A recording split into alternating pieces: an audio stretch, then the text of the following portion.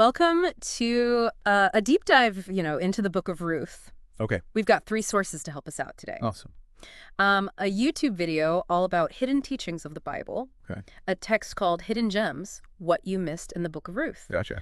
and another video exploring the book's significance. Great. We're going beyond just the basic story here, Right, uncovering surprising lessons about persistence, right. God's unseen hand at work, Yeah. and how these seemingly ordinary lives can connect to extraordinary events. Absolutely. Did you know Ruth wasn't even an Israelite, Really? and that her story connects directly to King David and Jesus? Wow. Get ready for some aha moments. I'm excited. So, This would be good. the story starts with a famine in Bethlehem. Okay. Elimelech, his wife Naomi, and their two sons head to Moab to find food. Right.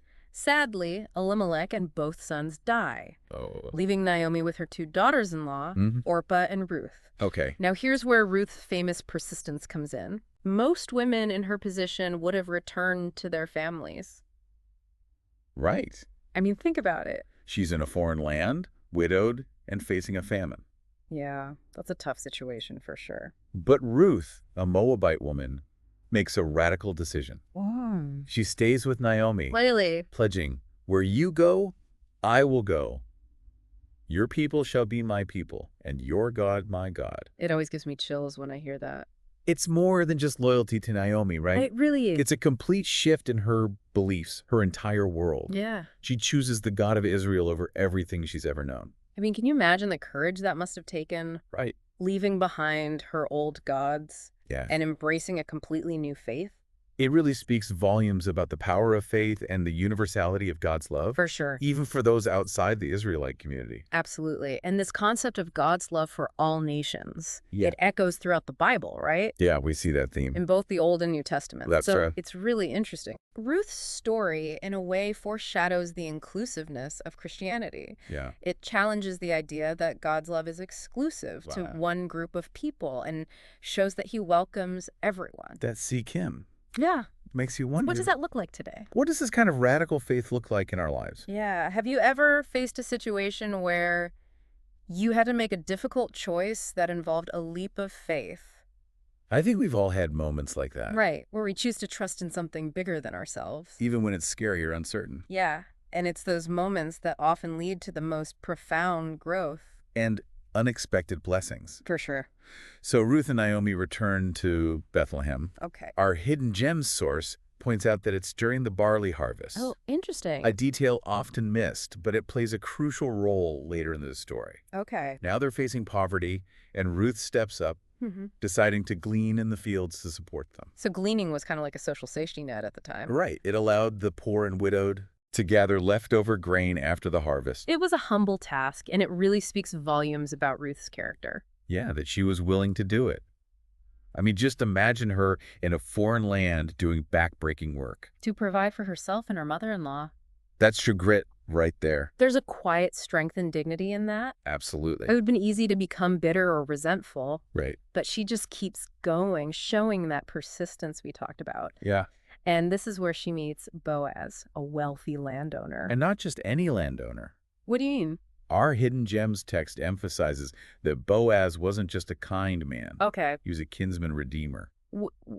Could you explain that a bit more? Sure. What exactly does kinsman redeemer mean? Think of it as an ancient form of Social Security. Okay. If a family fell into poverty or lost their land, a kinsman redeemer could buy back their property, Oh, wow. marry a widow to continue the family line, or provide financial support. Interesting. It was a system designed to care for the vulnerable within the community. I never knew that. Yeah, it adds a whole new layer to Boaz's interest in Ruth, It wasn't just attraction, it was duty and compassion. woven together. Yeah, and this is where things get really interesting. Oh, I can't wait. But I think we need to save that for part 2. All right, let's take a break.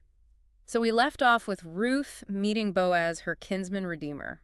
It's like all these pieces are starting to fall into place, you know? That's a puzzle, isn't it? Yeah, you have this seemingly ordinary woman working in the fields, Right.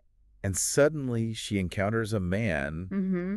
who holds the key to her future, Yeah. and unknowingly to the future of an entire nation.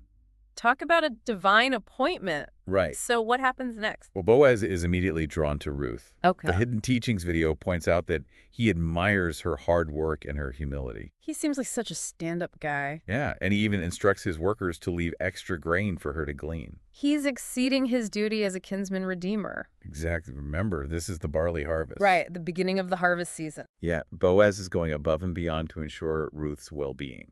Okay. He even invites her to eat with him and his workers. It's clear that he's drawn to her character and strength. Yeah, I can't help but see the parallels between Boaz and Jesus. Oh, yeah. Both showing such kindness and compassion to those in need. That's a really insightful connection. Think about it. Boaz, in his role as kinsman redeemer, Yeah. is offering Ruth a way out of poverty and hardships. He's providing protection and a future. Right. And in the New Testament, Jesus is often referred to as our Redeemer. Mm. He redeems us from sin and offers us a new life, a future with him. It's this beautiful thread of redemption that runs throughout the Bible. It is. Wow, I never thought about it like that before. It really adds another dimension to the story. It does. And it reminds us that God often works through ordinary people to accomplish extraordinary things. Yeah. Boaz, in his human way, Right. mirrors the divine love and grace that Jesus embodies. But the story doesn't end there, does it? No, it gets even more fascinating. Okay. As a kinsman redeemer, Boaz had the right to marry Ruth. Right. But there was another relative who was closer in line. Oh. This is where we see the intricacies of ancient Israelite law come into play. Okay. It was a complex system of inheritance and responsibility. So what happened? Did Boaz get to marry Ruth? Well, the Hidden Gem source tells us that Boaz went to the city gate, Okay. a public gathering place, to settle the matter. Okay. In front of witnesses, he offered the other kinsmen the opportunity to redeem Ruth and her deceased husband's land. That must have been a tense moment. Oh yeah, imagine the scene, the city gate bustling with activity, everyone watching, as Boaz makes this public declaration. Oh, wow. And the other kinsman, he initially agrees, Okay. but then backs out when he realizes that it would mean including Ruth's offspring in his inheritance, Oh, potentially diluting his own family's claim. I bet that was a relief for Boaz. Indeed, and with the other kinsman stepping aside, Boaz was free to fulfill his role as redeemer. Wow. He married Ruth, and I had a son named Obed. And here's where the story takes that incredible turn we hinted at earlier.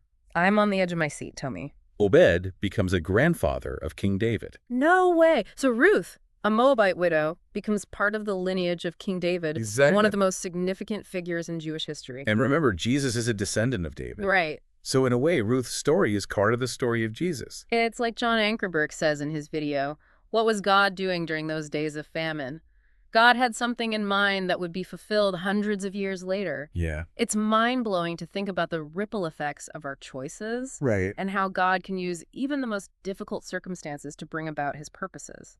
It challenges us to consider how our own lives might be part of something bigger than ourselves. Yeah. Maybe we won't be in the lineage of kings. Right. But we each have a role to play in God's unfolding story. So what does this all mean for us? What can we take away from this incredible story?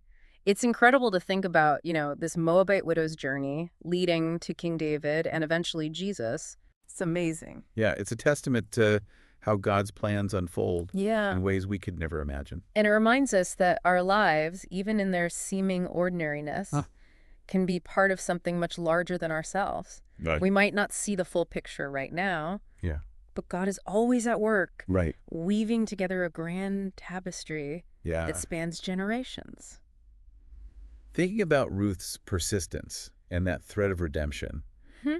what stands out to you as the key takeaways for our listeners? Well, first and foremost, I think Ruth's story is a powerful reminder that God sees us, even in our most difficult moments. Right? She was a widow, a foreigner facing poverty and uncertainty. Yeah. Yet God was with her every step of the way, Mm-hmm. guiding her, providing for her, and ultimately using her life in a way that would impact history. It's so encouraging, isn't it? It is. Yeah, it makes me think about those times in my own life when I felt lost or alone. Right. Looking back, I can see God's hand at work even when I couldn't feel it at the time. Exactly.